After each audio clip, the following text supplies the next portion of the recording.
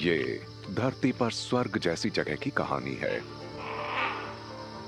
जहां गौर के सबसे बड़े झुंडों में से एक रहता है, जिनके मेल्स के सामने विशाल अफ्रीकन बफेलो और अमेरिकन बाइसन भी छोटे हैं। इन हद से बड़े जानवरों के साथ साउथ ईस्ट एशिया का वाइल्ड एलिफेंट्स का सबसे बड़ा झुंड भी इस एरिया में सालों से रहता आया है। ये जगह थाईलैंड में मौजूद है और इसके चारों तरफ ऊंचे पहाड़ और ट्रॉपिकल रेन फॉरेस्ट हैं, जिनमें बंदरों के बहुत सारे झुंड रहते हैं, जो खाने की तलाश के साथ साथ शिकारी कैट से भी सावधान रहते हैं। यहाँ पर कड़ी धूप, गर्मी और भारी बारिश मिलकर जीवन को दिशा देती हैं। और यहाँ के घने पेड़ों पर बहुत सारे पंछियों को न सिर्फ बसेरा मिलता है, बल्कि खाना भी मिलता है। यहाँ के पेड़ों को काटकर जलाकर खेती करने की जगह बनाई गई थी, लेकिन अब ये नेशनल पार्क है, जिसमें फिर ढेर सारे जानवर रहने लगे हैं। अब एलिफेंट और गौर की आबादी बढ़ रही है, तो वो इंसानों के एरियाज में आते हैं और रेंजर्स को इस प्रॉब्लम से निपटना पड़ता है।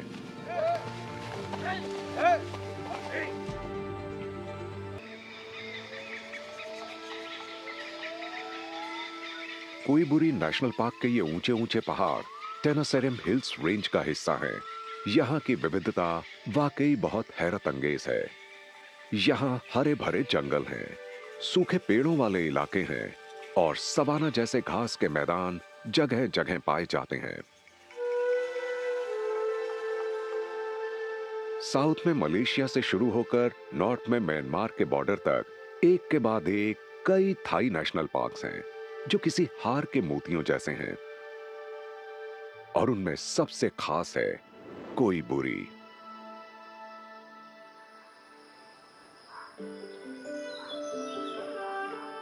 ये नेशनल पार्क जानवरों के माइग्रेशन के लिए जरूरी है और उन गिनी चुनी जगहों में से एक है जहां बहुत सारे वाइल्ड एलिफेंट्स रहते हैं।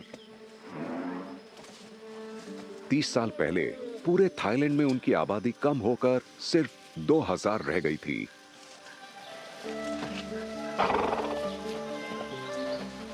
अब अकेले कोईबुरी में इन एलिफेंट्स की आबादी 300 से ऊपर हो गई है।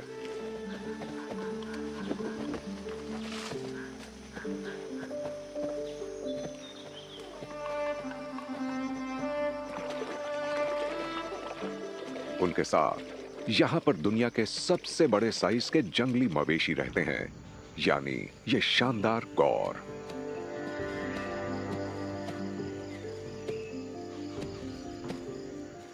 वयस्क नर का वजन 1.5 टन तक हो सकता है। वैसे तो ये शांत स्वभाव के होते हैं, लेकिन कोई खतरा आने पर गुस्से में हमला भी कर सकते हैं।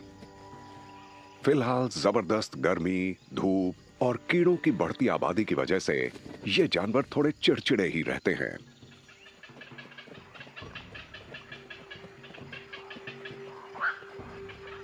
यहां ऊंचाई पर जंगल के आसमान पर पक्षी राज करते हैं। दिन भर उनकी चहचहाने की आवाज, सीटी जैसी आवाज, चिल्लाने और हंसने जैसी आवाज गूंजती हैं। उनमें से सबसे तेज आवाज होती है हॉर्नबिल्स की। ये ओरिएंटल पाइड हॉर्नबिल सबसे खूबसूरत और अनोखे होते हैं। कोईबुरी नेशनल पार्क 1999 में बना था और इसके अतीत में कई उतार चढ़ाव आए हैं। पहले यहां थाईलैंड के सबसे बड़े पाइनएप्पल प्लांटेशंस में से एक था, लेकिन आज यहां जो जुताई हो रही है वो इस जगह को फिर से नेचर के हवाले करने की कोशिश का हिस्सा है। 1 साल के अंदर यहां हरे भरे घास के मैदान होंगे, जो एलिफेंट्स, स्कावर और डियर्स के काम आएंगे। इस खुदाई के काम से सबसे पहले तितलियों का फायदा होता है, जो इस ताजी खुदी हुई मिट्टी से मिनरल्स चूसती हैं।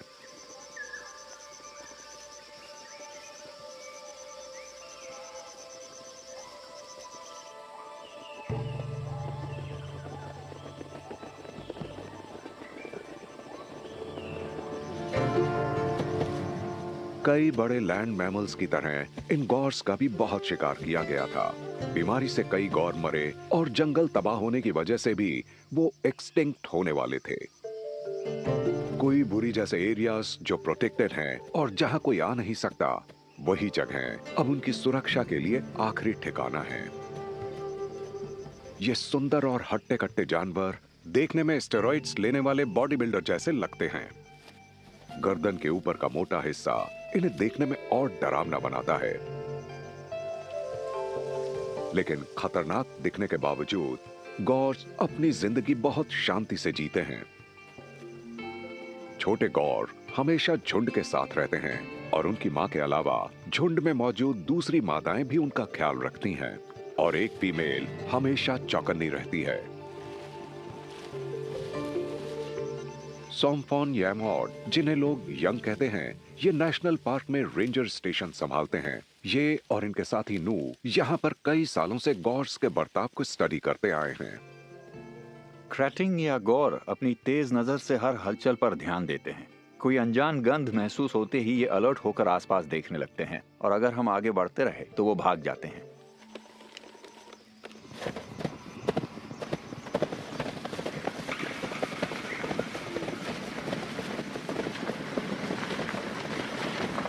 ज्यादा उम्र की फीमेल्स आगे रहती हैं और वो देखती रहती हैं कि सामने की तरफ कोई खतरा तो नहीं है। इनके शरीर इतने बड़े होते हैं फिर भी इनका बैलेंस नहीं बिगड़ता।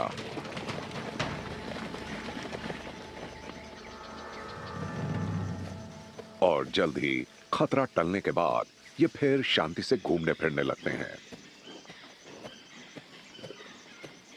गौर साल भर में जब भी इनका मन करे तब बच्चे पैदा कर सकते हैं। ये मेल यूं ही हवा को नहीं सूंघ रहा है, बल्कि ये सही सिग्नल को तलाश कर रहा है, यानी फेरोमोन्स, वो केमिकल्स जिन्हें छोड़कर फीमेल्स बताती हैं कि वो मेटिंग के लिए तैयार हैं। अगर सब ठीक रहा तो 9 महीने बाद ये फीमेल एक बच्चा पैदा करेगी।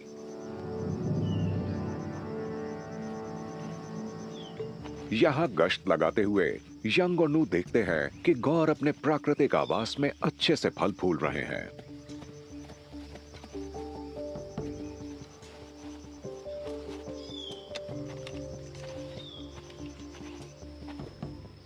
उन्हें यहां लाल रंग की खूबसूरत प्रजाति बैंटिंग का एक छोटा झुंड भी दिखा है।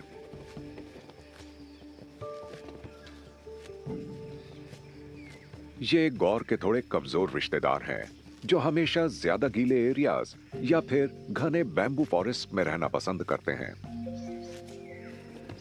लेकिन ये छोटा सा झुंड घूमते फिरते गौर्स के एरिया में आ गया है और एक दिन यंग ने अपनी आंखों से एक अनोखा नजारा देखा। मैंने बैंटिंग और गौर की मीटिंग देखी, जिसमें नर गौर प्रजाति का था और फीमेल बैंटिंग की। मैंने कभी उन जानवरों को मेटिंग करते नहीं देखा था और बाद में एक हाइब्रिड बच्चा पैदा हुआ था। यहाँ के लोकल्स गौर और बैंटिंग के इस मिक्स बच्चे को क्रेटिंग डेंग कहते हैं, मतलब एक रेड बुल। और ये क्रेटिंग डेंग हाइब्रिड होकर भी बच्चे पैदा कर सकता है। एक हाइब्रिड को बॉडी के खास कलर से पहचाना जा सकता है। उसका मुंह सफेद होता है और पीछे का हिस्सा ग्रे रंग का होता है। कोई बुरी उन गिनी चुनी जगहों में से एक है जहां ऐसे अनोखे जानवर मिलते हैं। इस इकोसिस्टम में दूसरी कई जगहों की तरह मौसम बदलने से प्रॉब्लम्स हो रही हैं। बढ़ते टेम्परेचर्स और सूखे मौसम के बाद अजीब तरह से बारिश होने से यहां नुकसान होता है।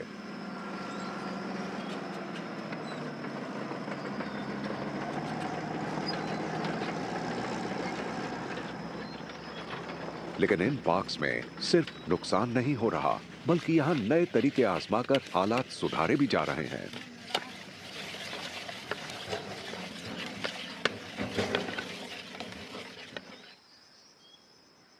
एक्सकेवेटर्स से यहां पर जो बड़े बड़े गड्ढे बनाए गए थे, अब वहां पर जलाशय बनाए जा रहे हैं।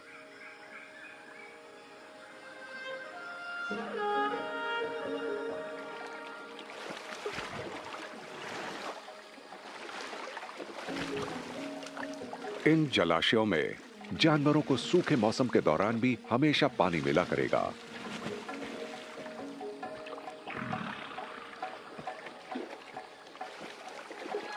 और इसलिए यहाँ पर ये छोटा एलिफेंट इस नई और अनोखी चीज को और अच्छे से देख और समझ सकता है।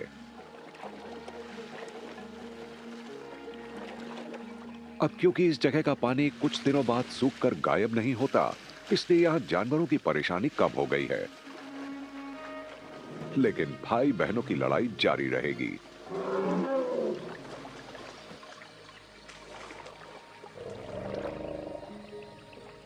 इस जलाशय में चैन से अपनी प्यास बुझाने के बाद ये एलिफेंट्स धीरे धीरे फिर से जंगल के अंदर के सुरक्षित इलाके में लौट जाते हैं।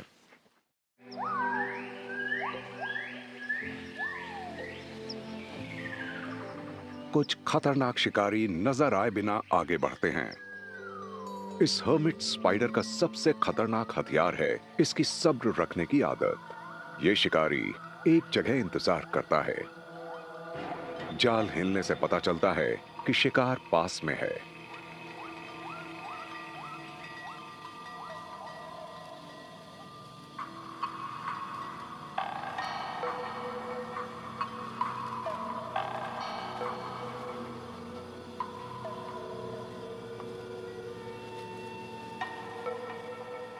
इतना फंसने के बाद शिकार बच नहीं सकता।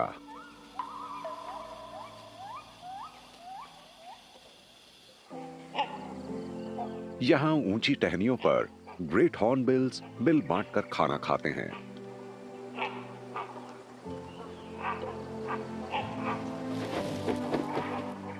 उनके पास में ही एक बिंटूरोंग सुबह की धूप सेंकता हुआ आराम से सो रहा है। और इन जानवरों के सामने जंगल के बहुत सारे रास्ते हैं जो यहां से गुजरने वाले एलिफेंट्स ने बनाए हैं। लेकिन इन रास्तों पर सिर्फ एलिफेंट्स ही नहीं चलते।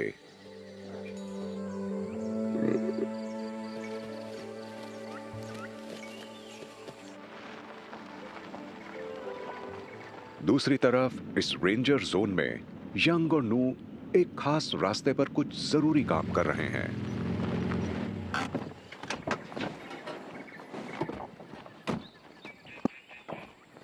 ये यहाँ पर बहुत सारे कैमरा ट्रैप्स लगा रहे हैं ताकि जानवरों की जिंदगी के बारे में जान सकें।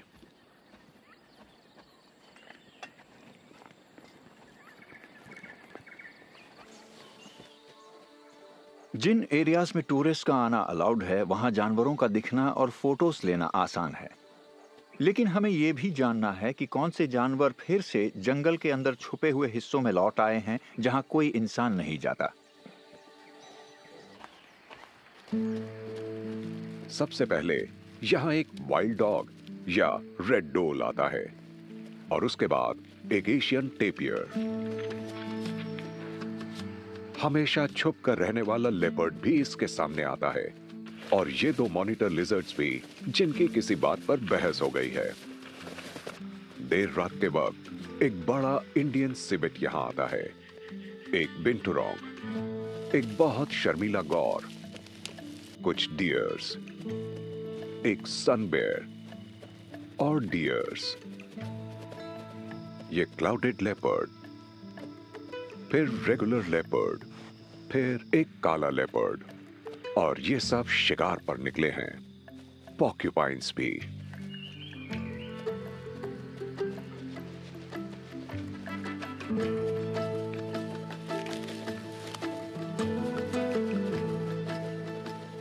आखिर में पहले रेड डोल्स का एक झुंड आता है और फिर शोर शराबा करते बंदरों का एक बड़ा झुंड जिन्हें स्टम्प टेल्ड मकैक्स कहते हैं।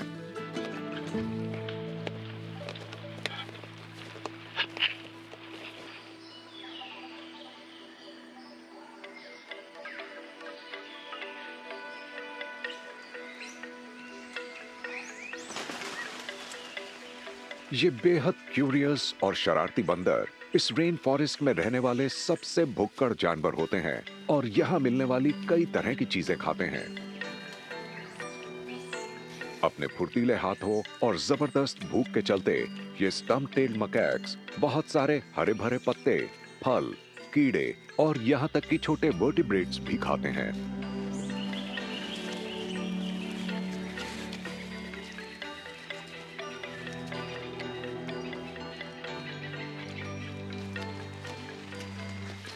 ये छोटा सा मकैक जो अभी पत्ते नहीं खा सकता, ये भी उनमें इंटरेस्ट दिखा रहा है।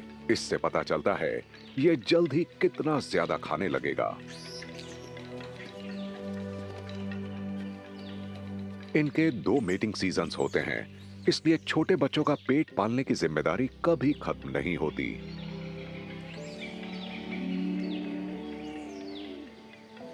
बाल सुलझाने से रिश्ते मजबूत होते हैं, पैरासाइट्स से छुटकारा मिलता है और झुंड में सबके लेवल्स भी बने रहते हैं।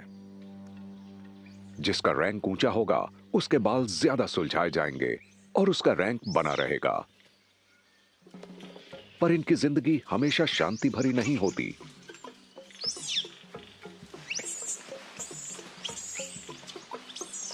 ये छोटे मकैक्स खेल खेल में ही लड़ना सीखते हैं, जिसके जरिए बाद में झुंड का मुखिया तय होता है। और सबसे छोटे बच्चे भी इसमें शामिल होना चाहते हैं।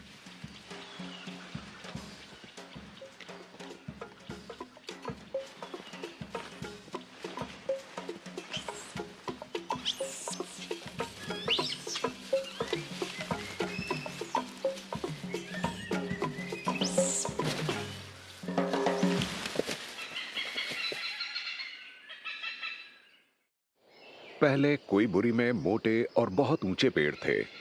फिर खेती बाड़ी की वजह से जंगल को काफी नुकसान हुआ और वो पेड़ काट दिए गए थे।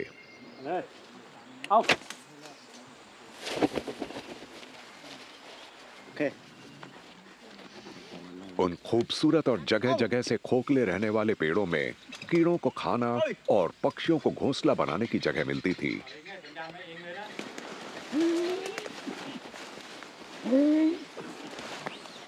जब रेंजर्स ने देखा कि यहाँ पेड़ के गड्ढों में घोंसले बनाने वाले पक्षी कम हो रहे हैं, तो उन्होंने एक अनोखा तरीका निकाला।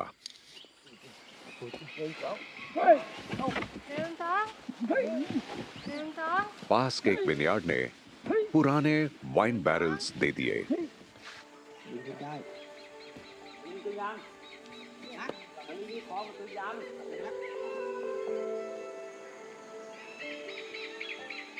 नए आलीशान घर पर बहुत सारे पक्षियों का ध्यान जाता है जो अपने लिए घर ढूंढ रहे हैं। ये मॉडर्न घर जिससे पहाड़ का खूबसूरत नजारा दिखता है और बाहर प्राइवेट लैंडिंग प्लेटफॉर्म है, इसकी काफी डिमांड है।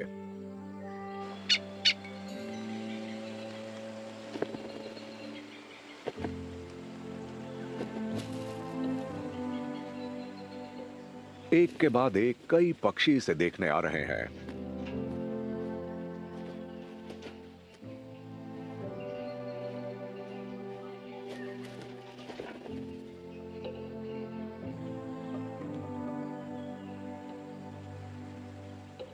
ओरिएंटल पाइड हॉर्नबिल्स के इस जोड़े को यह बहुत ही ज्यादा पसंद आ रहा है।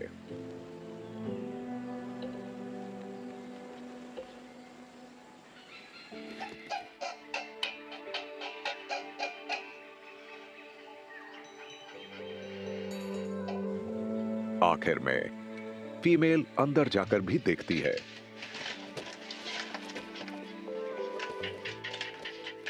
यहां रेनोवेशन के लिए सामान भी पहले से ही है, लेकिन क्या यहां प्राइवेसी है?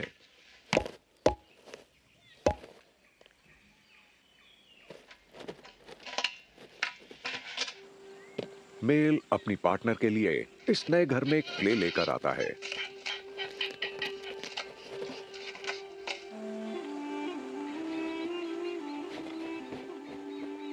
और फीमेल इंटीरियर डिजाइन पर काम करने लगती है।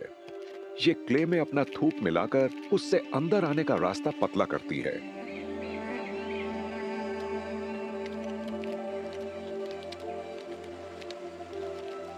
लेकिन किसी भी रेनोवेशन में कभी-कभी मेजरमेंट्स गलत हो जाते हैं।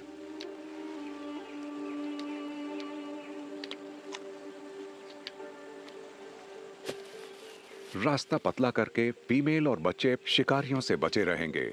लेकिन वो काफी वक्त तक अंदर बंद भी रहेंगे। तो आने वाले महीनों में ये किला एक नर्सरी बन जाएगा जिसमें फीमेल के नए फेदर्स उगेंगे और वो बच्चों को पालेगी। अब उसकी जिंदगी पूरी तरह से उसके वफादार पार्टनर के कंधों पर टिकी हुई है। ये पक्षी जिंदगी भर एक ही पार्टनर के साथ रहते हैं, लेकिन इस मेल को अभी अपनी पार्टनर की पसंद नापसंद अच्छे से नहीं पता है।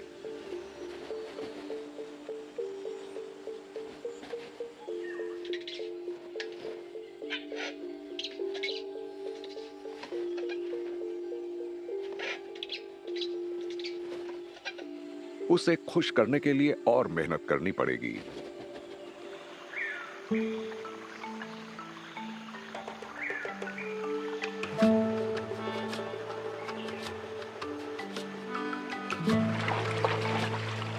वाइल्ड लाइफ रेंजर्स की ड्यूटीज में से एक काम है जंगल में गश्त लगाना ताकि ये पोचिंग रोक सकें। ये जंगल में घूमते हुए नई प्लांट स्पीशीज को ढूंढते हैं, जानवरों की आबादी की जानकारी रखते हैं और इस सब से कंजर्वेशन के लिए डेटा मिलता है।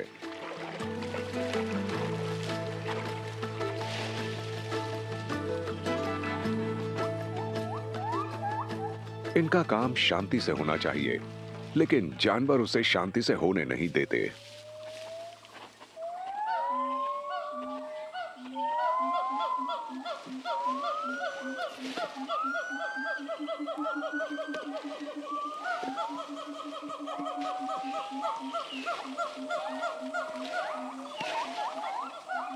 लार गिबन्स की सुबह की पुकार जंगल में बहुत जोर से सुनाई देती है और सबसे आसानी से पहचान में आ जाती है।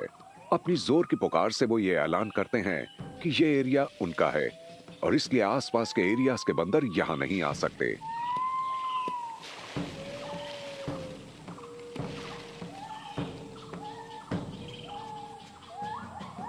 हर रोज सुबह गिबन्स का झुंड उछल कूद शुरू कर देता है। वो फुर्ती दिखाकर आराम से डाल पर जाते रहते हैं।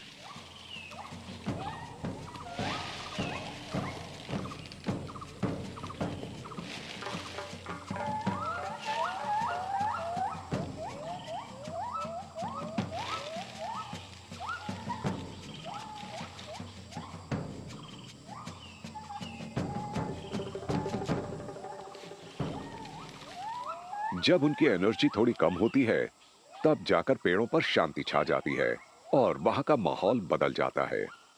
फिर ये अपने एक्सपर्ट हाथों के सहारे आराम से एक दूसरे के बाल सुलझाने में लग जाते हैं। लार गिबन्स में इससे रैंक नहीं पता चलता, वो बस एक दूसरे के कीड़े निकालते हैं।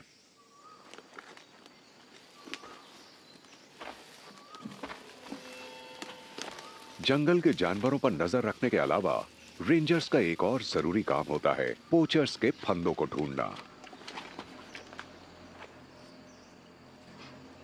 वायर के फंदे जानवरों के लिए खतरनाक होते हैं, लेकिन उससे भी ज्यादा खतरनाक होती हैं ट्रैप गन्स, क्योंकि उनसे जानवरों और अनजान इंसानों को भी खतरा होता है।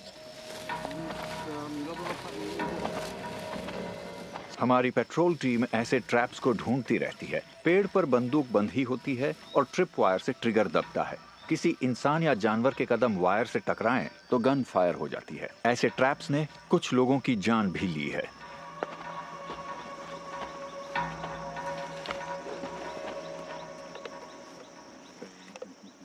इन रेंजर्स को स्पेशल सॉफ्टवेयर और जांच के टूल्स से जरूरी इंफॉर्मेशन मिलती है जिससे नई बातें पता चलती हैं और वो उनके मुताबिक नए तरीके अपनाकर जंगल को सेफ रखते हैं। युंग के सबसे बड़े पैशंस में से एक है एलिफेंट्स को देखना, लेकिन उनके साथ हर मुलाकात मजेदार नहीं होती और कभी-कभी प्रॉब्लम भी हो जाती है। 1999 में एक एलिफेंट ने मुझे लात मारी थी। बस तभी से मुझे उनसे बहुत डर लगता है। उनके बर्ताव को कैसे समझते हैं ये सीखने में मुझे कुछ साल लग गए।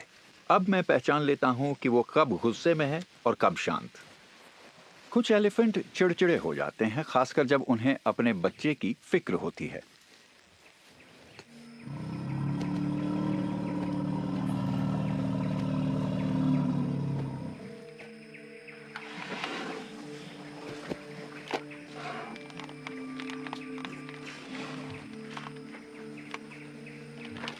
एलिफेंट्स जिज्ञासु होते हैं और नई चीज देखकर उससे खेलने लगते हैं। हम कैमरों को मेटल बॉक्सेस में रखते हैं, पर वो भी कैमरों को एलिफेंट से पूरी तरह बचा तो नहीं पाते, बस उनसे कम से कम नुकसान होता है।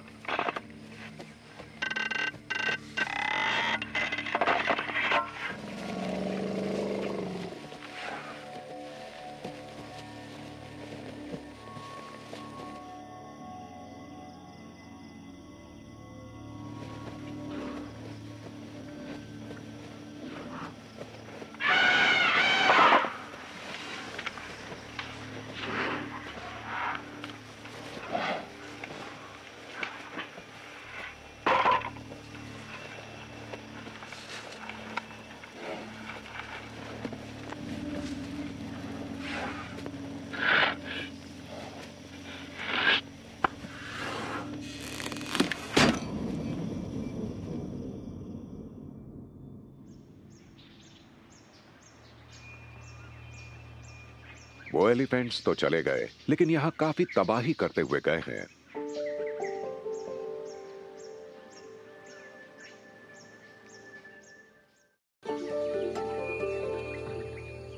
कोई बुरी को देखकर लगता है कि ये इंसानों के एरिया से काफी दूर है, लेकिन इससे लगकर कई गांव बसे हैं और पास में बहुत सारे खेत भी हैं।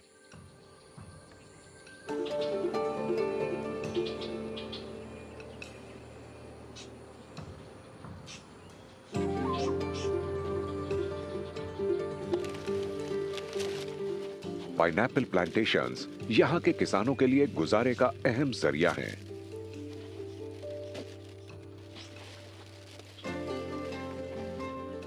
लेकिन ये बढ़िया मीठे फ्रूट्स यहाँ के एलिफेंट्स को भी बहुत पसंद आते हैं।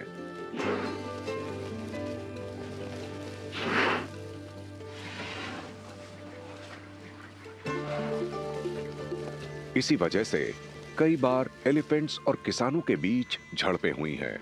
इन झड़पों में एलिफेंट्स को बहुत भारी कीमत चुकानी पड़ती है। उन्हें गोली मारकर या जहर देकर मार दिया जाता है और किसानों की रोजी रोटी बचाने के चक्कर में उन्हें अपनी जान से हाथ गंवाना पड़ता है।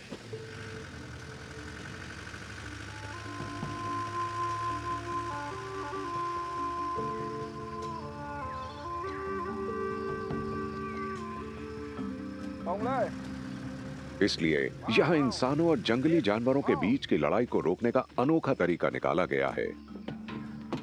यहाँ रेंजर्स कुछ खास जगहों पर पेड़ों पर वाइल्ड लाइफ कैमरास लगाते हैं।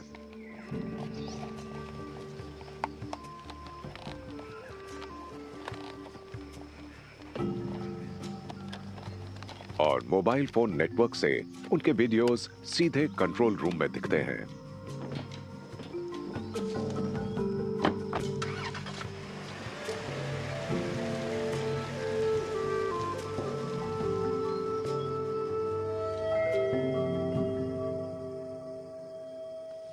रात के अंधेरे में एलिफेंट्स फिर से खेतों की तरफ निकल पड़ते हैं।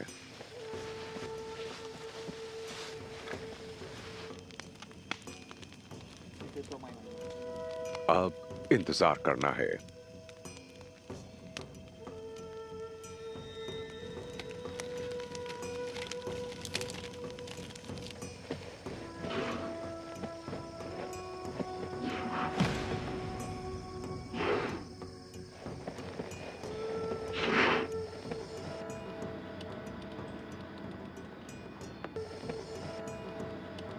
एलिफेंट दिख गए।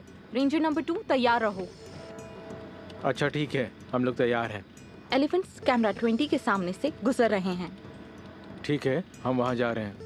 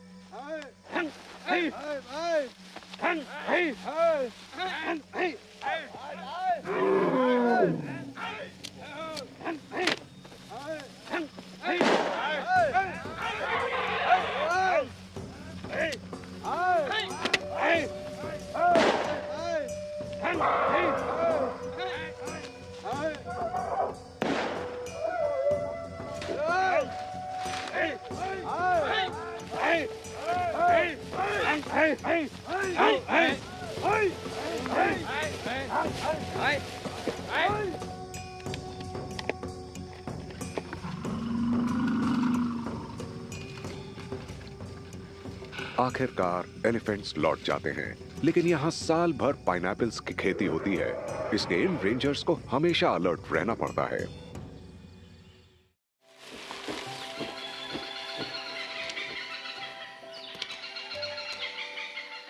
मेल हॉर्नबिल लगातार मेहनत करके अपनी पार्टनर के लिए ताजा फ्रूट्स लाता है और पुराने वाइन बैरल में चैन से रहकर फीमेल आखिर में 3 अंडे देती है। जल्द ही मेल को 1 से ज्यादा पक्षियों का पेट पालना पड़ेगा।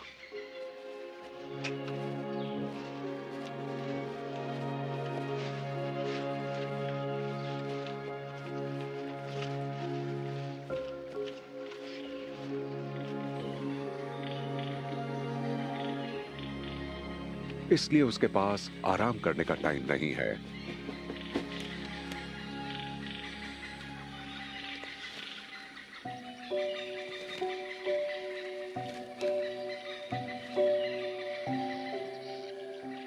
चार हफ्तों बाद ही घोंसले से तेज आवाज आती है, क्योंकि पहला बच्चा अंडे से बाहर आ गया है।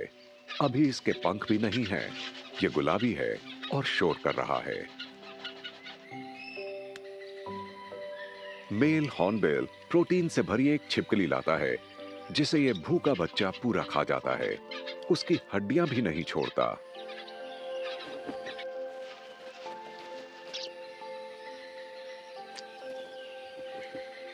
कुछ दिनों बाद ही शोर और खाने की डिमांड दुगनी हो जाती है। एक और बच्चा अंडे से निकल आया है।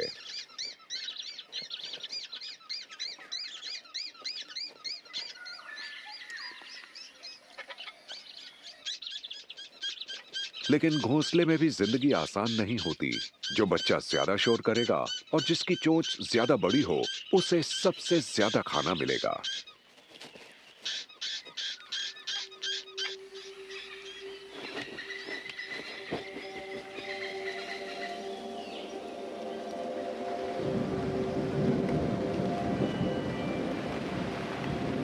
अचानक भारी बारिश हुई और सबकी जिंदगी रुक गई।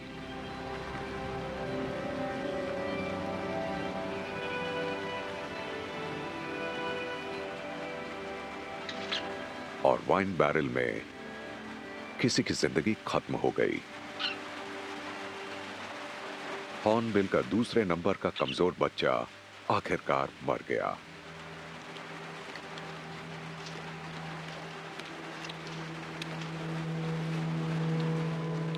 नेचर में कुछ भी वेस्ट नहीं होता।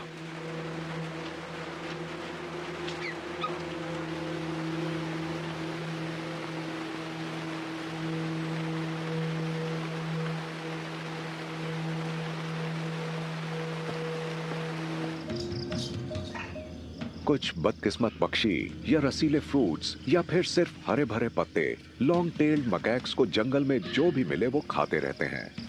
ये चालाक प्राइमेट्स बहुत फुर्तीले और बहुत भुक्कड़ होते हैं और कहीं ना कहीं से अपने लिए खाना ढूंढ ही लेते हैं।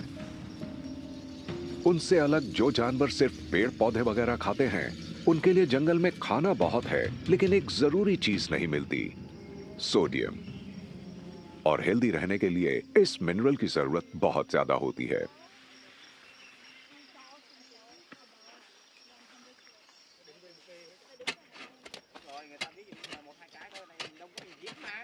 कोई बुरी के वाइल्ड लाइफ रेंजर्स अक्सर जमीन खोदकर वहां नमक फैला देते हैं, जिससे ऐसे शाकाहारी जानवरों की जरूरत पूरी होती है।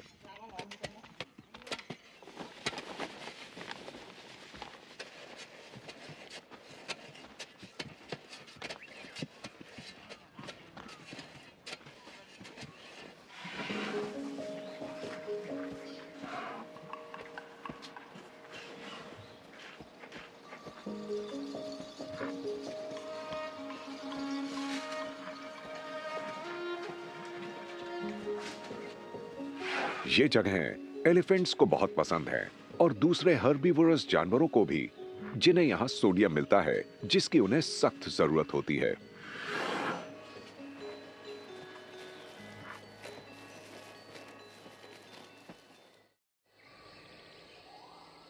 दिसंबर में सुबह के वक्त एक दिन जंगल एकदम शांत पड़ा था कि तभी शांति को भंग करती हुई जोर की आवाज आती है जिसे सुनकर आपका दिल कांप जाएगा।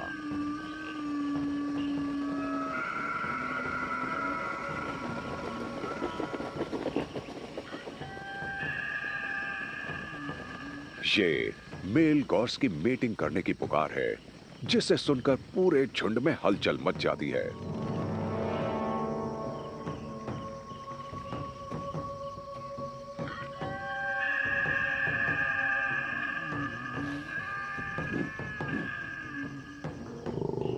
दो मेल्स इस मौके के लिए आमने सामने खड़े हैं और लड़ने जा रहे हैं।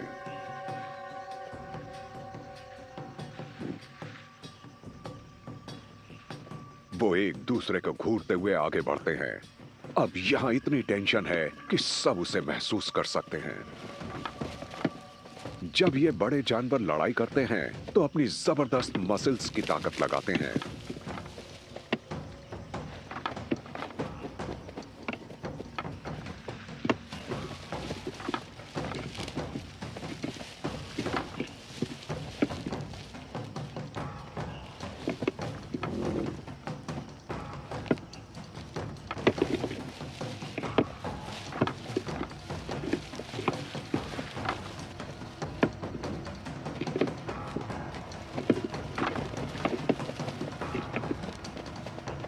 कम ताकतवर मेल ज्यादा घायल होने से पहले हार मान लेता है।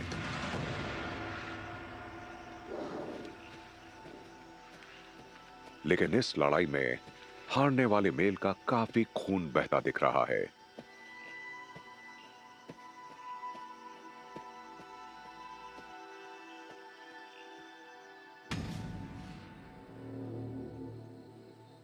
ज्यादा ताकतवर मेल से लड़ने की दूसरे मेल को सबसे बड़ी कीमत चुकानी पड़ी।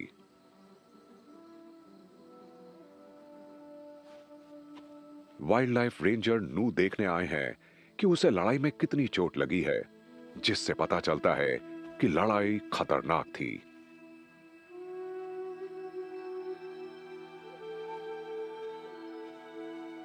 इतने बड़े जानवर की मौत होने से कई दूसरे जानवरों का पेट भरता है और यह दिखाता है कि नेचुरल वर्ल्ड में सब एक दूसरे से जुड़े हुए हैं।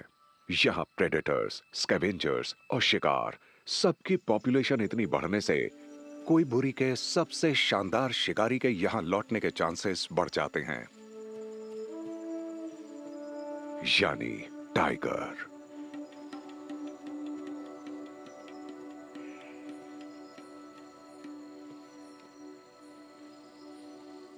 अब इस घने जंगल में वो सभी चीजें हैं जिनकी वजह से एक फीमेल टाइगर यहां रह सकती है और बच्चे पाल सकती है।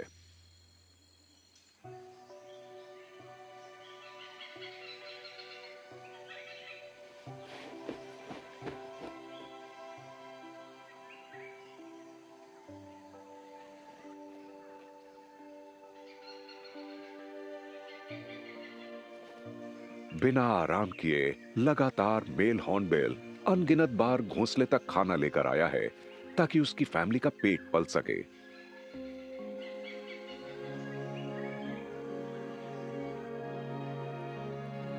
हालांकि एक अंडे से बच्चा पैदा नहीं हुआ और एक बच्चा मर गया, लेकिन जो बच्चा जिंदा बचा वो सेहतमंद और ताकतवर बन गया है। फिर मई के महीने में एक दिन फीमेल ये फैसला करती है कि अब उसे और बच्चे को घोंसला छोड़ना होगा।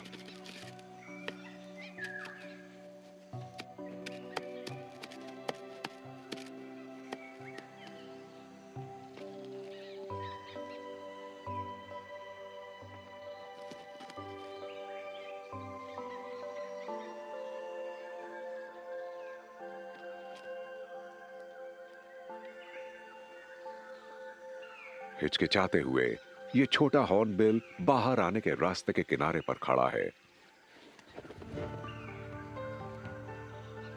और फिर आखिरकार हिम्मत जुटाकर वो एक झटके में वहां से उड़ जाता है।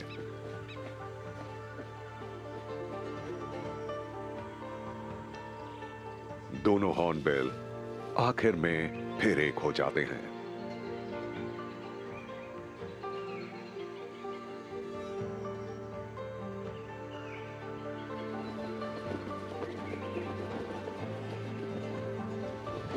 दोनों साथ में उड़ान भरते हैं और फिर घूमते हुए जंगल की हरियाली में गायब हो जाते हैं।